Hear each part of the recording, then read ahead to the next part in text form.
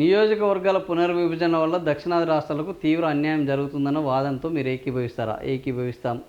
ఏకీభవించం తెలియదు.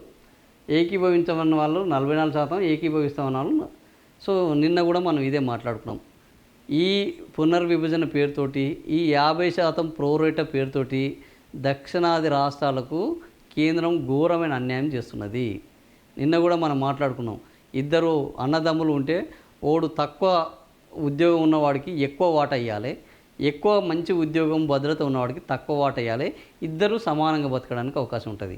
ఆల్రెడీ తక్కువ ప్రాధాన్యత, తక్కువ ప్రాతినిధ్యం ఉన్న దక్షిణాదికి మీరు ఎక్కువ పొలిటికల్ సీట్లు ఇవ్వడం వల్ల మేము కూడా భారతదేశంలో భాగము అనుకుంటారు, మనం అందరం కలిసి ఉండాలనుకుంటారు.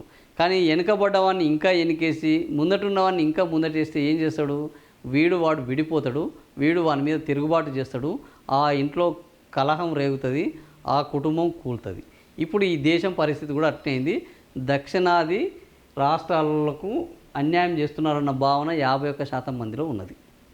సో ఈ భావన రోజుకింత పెరిగితే ఏందైతే మరొక శ్రీలంక, మరొక మయన్మార్, మరొక భూటాన్, మరొక పాకిస్తాన్, మరొక ఆఫ్ఘనిస్తాను, లేక మరొక దక్షిణాది కావాల్సి వస్తుంది. ఇది అత్యంత ప్రమాదకరం.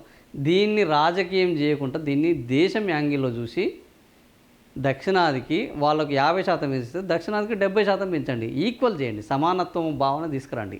అది ఎంత శాతం మీరే నిర్ణయించండి.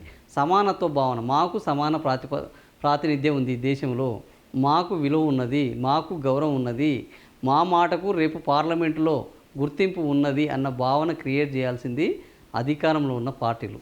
అది చేయకపోతే మరొక విధ్వంసము, మరొక వేర్పాటువాదం మొదలవుతుంది. ఇది ప్రమాదకరం.